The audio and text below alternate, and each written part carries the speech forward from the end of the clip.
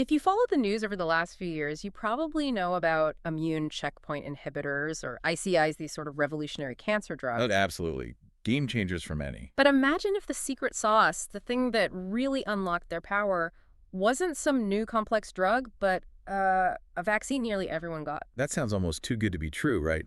Like finding a cheat code. And today, well, we're diving deep into exactly that They possibility. are. It's pretty stunning, really. Yeah. The common SARS-CoV-2 mRNA vaccine seems to have this massive, totally unexpected side effect. It dramatically boosts how well existing cancer immunotherapies work. Hmm. And this isn't just a theory. No, it's based on real patient data. This whole deep dive revolves around a major paper in Nature. The title is SARS-CoV-2 mRNA Vaccines Sensitize Tumors to Immune Checkpoint Blockade. Quite a title. And the work comes from a really impressive group. We should mention the co-senior authors Elias J. Sayer at the University of Florida and Stephen H. Lin over at MD Anderson Cancer Center. Right, and lead authors like Adam J. Griffin, Cristiano Marconi, Sage Copling, and Nan Lee, among others. A big team effort. So our mission today is to unpack how these vaccines, which weren't even designed for cancer, act as these powerful immune system primers, especially, when they're timed just right with those ICIs. And the data shows it leads to significantly better survival for patients. It's really compelling stuff. Okay, let's start where the researchers did with this clinical observation, sort of a clue they picked up at MD Anderson. We need to remember, ICIs, they're already amazing drugs. They basically take the brakes off your immune system's T cells. Allowing them to finally see and attack the cancer, yeah. But there's a big catch, isn't there? A huge catch. ICIs work best, sometimes only work well if the tumor is already hot. Hot meaning the immune system is kind of already aware, already trying to fight it, like the troops are at the gates. Exactly. The T cells are there, maybe suppressed, but present. The ICI just helps them get past the tumor's defenses. But the problem is, most tumors, particularly advanced ones, are cold. And cold means what for the patient experience? It means the immune system isn't really engaged. Either it hasn't noticed the tumor or it can't get inside. Very few T cells around, the environment is suppressive. So for these patients, ICIs alone often don't do much. Which is a massive hurdle in cancer treatment. Probably the biggest challenge in immunotherapy right now. How do you turn those cold tumors hot? And this is exactly why that retrospective analysis from MD Anderson is so fascinating, especially what they found in patients with non-small cell lung cancer, NSCLC. What did they notice about vaccinations? Okay, so they look back at, I think, over 800 NSCLC patients getting ICIs, and the key thing was the timing.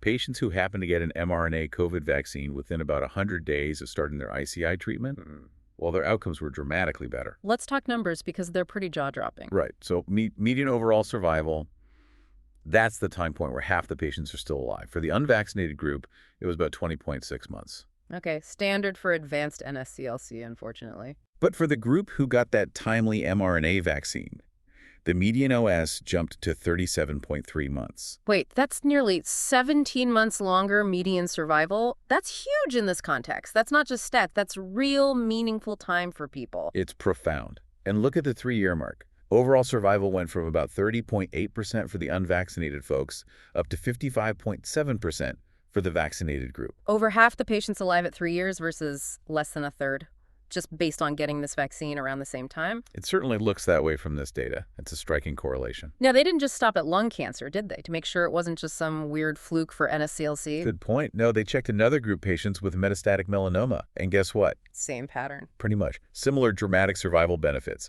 The 36-month OS climbed from 44.1% to 67.6%. And progression-free survival, so how long before the cancer starts growing again? That was significantly better, too. Okay, so now the skeptic in me asks, maybe the people who got vaccinated were just generally healthier, more proactive. A very fair question, and they looked into that. Critically, they checked patients who got only chemotherapy. Did the vaccine help them? Nope.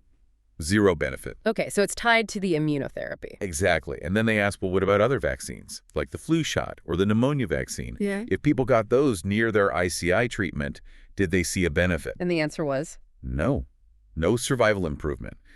This really isolates the effect. It seems to be something specific about the mRNA vaccine platform interacting with the ICI mechanism. So the correlation is strong, seen in multiple cancers, and specific to the mRNA vaccine plus ICI combo. That leads us straight to the big question: how? How does a vaccine for a respiratory virus boost the fight against cancer? Right, let's get into the mechanism. If the clinical data is the what, this is the how. And it all seems to pivot around one molecule, type I interferon, specifically IFN alpha. IFN alpha, isn't that like the immune system's Paul Revere, the big alarm signal? That's a great analogy. It's one of the body's first and most potent responders to viral threats. And in mouse models, the researchers showed it was absolutely essential. When they blocked type I interferon signaling, poof, the anti-tumor effect completely disappeared. So no IFN alpha response, no cancer benefit from the vaccine plus ICI combo. It's the linchpin. Totally. Then they looked at what actually happens in humans. They studied healthy volunteers who got the Moderna shot, mRNA 2273. And what did they find in their blood? This was the aha moment. Just 24 hours after the shot, IFN alpha was the most upregulated cytokine. And not just by a little bit. It shot up, on average, around 280 times baseline levels. 280 times. It's not just an alarm bell. That's like DEFCON 1 for the immune system. Precisely. It's a massive body-wide alert signal. And this IFN alpha surge travels everywhere, activating the innate immune cells. Think of them as the first responders, the dendritic cells, the macrophages, especially in your lymph nodes. These are the antigen-presenting cells, or APCs. Okay, so the APCs get massively fired up by this interferon signal. But the vaccine only told them about the spike protein from the virus. How does that translate to fighting cancer? This is the sort of accidental genius part, right? That seems to be the crucial insight. The APCs aren't just reacting to the spike protein instructions. They seem to be reacting to the mRNA delivery system itself. It looks foreign, potentially dangerous. This causes a kind of systemic immune panic. Like shouting fire in a crowded theater causes everyone to run, not just the people near the smoke. Sort of, yeah. The immune system gets so generally riled up that these activated APCs start priming CD8 plus T cells, killer T cells, to attack any suspicious target they find, including tumor antigens that were previously ignored or tolerated. Even though the vaccine had nothing to do with those tumor antigens directly, it's a spillover effect. Exactly. It's like the alarm is so loud that T cells suddenly notice this smoldering fire, the tumor that they'd been missing, and they start rushing towards it, infiltrating the tumor microenvironment, the TME. Okay, T cells flooding into the tumor. What does the tumor do? Does it just roll over? No. Tumors are survivors. They adapt. When they sense this massive influx of activated T cells, they immediately try to defend themselves. They crank up the expression of PD-L1. PD-L1, that's the shield, right? The don't attack me signal that ICIs are designed to block. Exactly. The tumor essentially puts up more shields, desperately trying to shut down these incoming T cells, trying to induce exhaustion. So the tumor's reaction to the vaccine-induced attack is to make itself more reliant on the very pathway that the ICI drug targets. Yes. And that's the critical synergy. The mRNA vaccine drives the T cells in and forces the tumor to raise its PD-L1 shields high. Then the ICI drug comes in and just smashes those shields down, allowing the newly arrived, highly motivated T cells to do their job. leading directly to that tumor regression and better survival we saw in the clinical data. It's a beautiful, albeit accidental, 1-2 punch. Vaccine primes the attack, tumor raises its shield, ICI blocks the shield. Wow. Okay, so that mechanism, the IFN alpha surge, the APC activation, T cell priming, the tumor reacting with PD-L1, and the ICI disabling that reaction, that really explains the clinical results. And it has direct implications for how oncologists actually manage patients, particularly around something called the PD-L1 tumor proportion score, or PPS. Right, the TPS score. Remind us why that's so important in the clinic. Well, TPS is often the gatekeeper for treatment decisions. It measures what percentage of tumor cells are showing that PD-L1 shield. If your score is high, say over 50%, you might qualify for just immunotherapy alone, which is generally easier on the patient. But if it's low? If it's like less than 1% or even below 50%, you often need chemo added to the immunotherapy, which means more toxicity, more side effects. So that number really matters. So if the vaccine changes that number? That's exactly what they found. Yeah. They looked at pathology reports from, I think it was over 2,300 NSCLC patients, and patients who got the mRNA vaccine less than 100 days before their tumor biopsy. Their average PD-L1 TPS was 24% higher than unvaccinated patients. A 24% increase in the score just from getting the vaccine beforehand. Yeah. It means the vaccine is basically making the tumor look more susceptible to the ICI before the ICI is even given. Clinically, the vaccinated patients were almost 30% more likely to hit that 50% TPS threshold, pushing them towards potentially getting immunotherapy alone instead of chemo plus immunotherapy. That's a big deal for quality of life. a huge potential impact. But maybe the most exciting part is what this means for those really tough resistant tumors, the cold ones we talked about. The ones with really low PD-L1 scores to begin with, less than 1%. Exactly.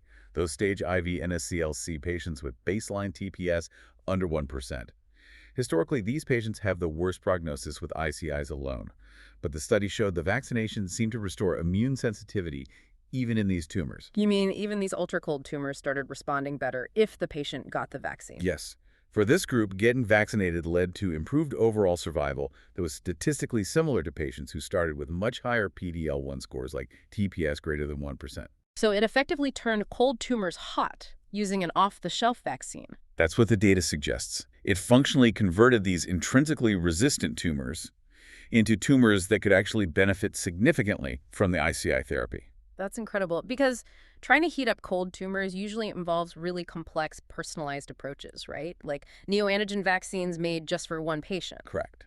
Those are promising, but incredibly complex, time-consuming, and expensive to manufacture for each individual. This study points towards a potential alternative. Using something already widely available sitting in pharmacies. Exactly. An off-the-shelf mRNA vaccine, originally for an infectious disease, acting as a potent immune modulator that sensitizes tumors to ICIs. It gives doctors potentially a cheap, fast way to sort of prime the battlefield. It really shifts the perspective on what these universal vaccines might be capable of, beyond just preventing infections. It really establishes this idea of using systemic innate immune modulation, basically, waking up the whole immune system as a foundational strategy to potentially overcome resistance to cancer therapies. Okay, let's quickly recap the main takeaways for you listening. This Nature study is pretty groundbreaking. First takeaway, timing matters. Getting a SARS-CoV-2 mRNA vaccine close to when you start immunitative, checkpoint inhibitor therapy showed a strong link to significantly better overall survival in cancers like NSCLC and melanoma. Second, the how seems to be this massive surge in type I interferon, IFN alpha. It acts like a system-wide alert, waking up immune cells and priming T cells to go after tumor targets they previously ignored. And third, maybe most importantly, this effect seems powerful enough to make even those really resistant, immunologically cold tumors sensitive to ICIs. This could potentially change treatment options for patients with low PD-L1 scores. So the big picture here is that readily available vaccines might play a significant role in boosting cancer immunotherapy. It opens the door to thinking about universal mRNA platforms designed specifically to hit that immune reset button before cancer treatment. Which brings us to that final lingering thought. If a vaccine for COVID-19 can accidentally supercharge cancer therapy this much, well, what about other routine shots? Do we need to think more strategically about timing all vaccinations around treatments for chronic diseases? And maybe even more futuristically, how long until we see companies developing mRNA shots with maybe, like, harmless generic antigens specifically designed not for infection, but just to create that beneficial IFN alpha surge to warm up cold tumors on demand? That's the million-dollar question, Yep. isn't it? A fascinating possibility for the future of cancer care. Definitely something to think about. Thank you for joining us for this deep dive.